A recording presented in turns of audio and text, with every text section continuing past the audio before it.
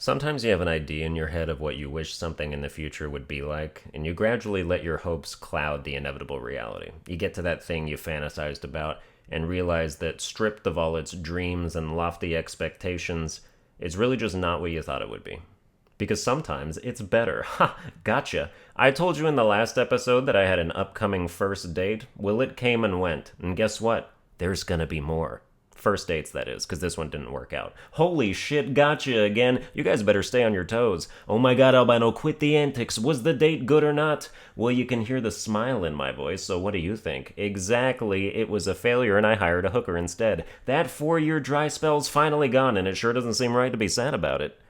Okay, all jokes aside, except for the 30 or so coming later, we had a terrific time, truly. A little awkward at first, because we're both quiet and shy, but once we got over that hump, which is not a euphemism, call Aladdin's pet carpet, because that shit was a magic ride. Again, not a euphemism.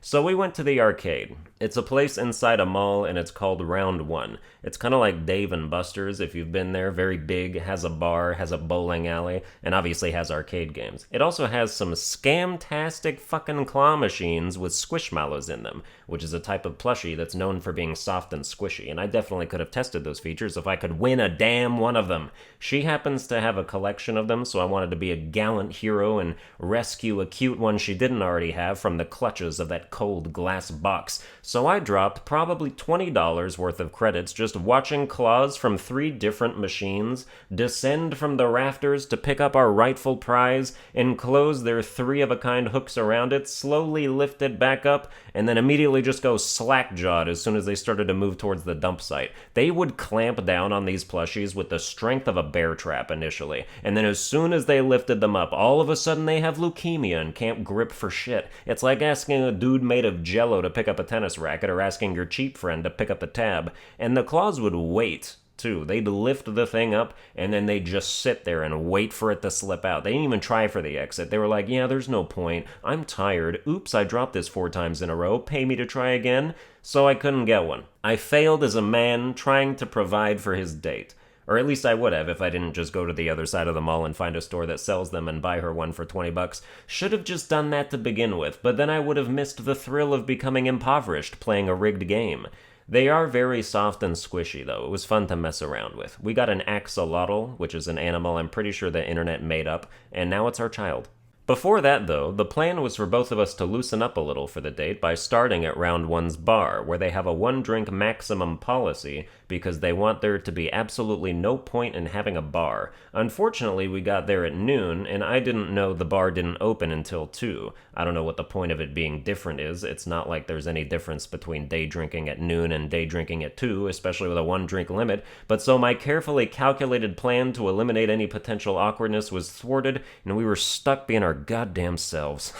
It was still good, though. We played a bunch of games. I got the #1 leaderboard score on this piano key game where you play the designated note sequences as fast as you can, so at least my musical talent is good for something. She carried me in 2-player Pac-Man, and we had a pretty competitive game of Connect 4 where we almost filled the entire screen until she made one fatal mistake that I spent the last 20 turns waiting for like a badass. We bowled, and she's 5 foot, so it was fun to watch her pick up the ball and have it look like the boulder that chased Indiana Jones in her hand. I'm definitely a novice at bowling, but I got a few spares, and she could throw pretty straight, so she was only a few points behind me in the end. We were bowling next to this family that had a bunch of younger kids, and one of them brought out this frickin' dinosaur contraption where it was like a portable slide, and then they would set it up in front of the lane and have the kid put the ball on top of the slide so it would just roll down and go straight into the pins. I'm like, that kid's gonna grow up to be in a wheelchair. What? Why? You're using a portable slide to bowl. Assisted living is in your future. Enjoy your legs now, kid. Pretty soon you'll need an elevator to get in a car. Anyway, 2 p.m. rolls around, and 15 minutes later the bar still isn't open yet. Like they just didn't do it. There were some other people standing around waiting in that area, and they got waved off by the staff. Like, what? You can just be like, oh no thanks, we're not working today? Luckily, Red Robin is right next to the mall, so we went there, sat at the bar, got some food, got some drinks, and it did exactly what it was supposed to do. It loosened us up. All of a sudden, we were both super comfortable, no more nerves, no more, uh-oh, am I blowing it? And we were straight vibing for like 2 hours, laughing, trying each other's food and drinks, holding hands under the bar like giddy high schoolers. Sometimes shy people need that liquid courage, man. No shame in it. I know what you're all wondering, though, as the story of the date comes to a close. And yes, we did seal the deal by getting matching tattoos. She got a puzzle piece, and I got the rest of the puzzle, which depicts the other 499 pieces of Ryan Gosling's bare ass. I don't kiss and tell, but we did kiss several times, and I did just tell you about it, so maybe I'm just a fat liar. Also, we're in a relationship now, and I'm super happy about it. The end! Well, that's gonna do it for this episode. I hope you enjoyed it. If you did, you can like, share, and subscribe. Follow me on Twitter, @Sunburned Albino. Watch all my videos with a pierced tongue and a piercing gaze, and I'll see you guys next time.